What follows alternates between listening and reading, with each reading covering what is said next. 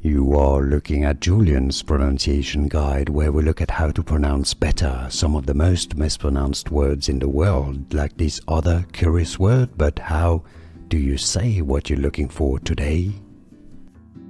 We are looking at how to pronounce this long word. We'll be looking at how to say more confusing vocabulary and medical terms included. Stay tuned.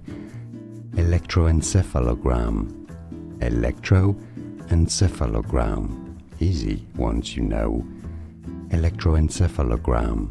And now you know. More videos for you here to learn more correct pronunciations. I'll see you there. Thanks for watching.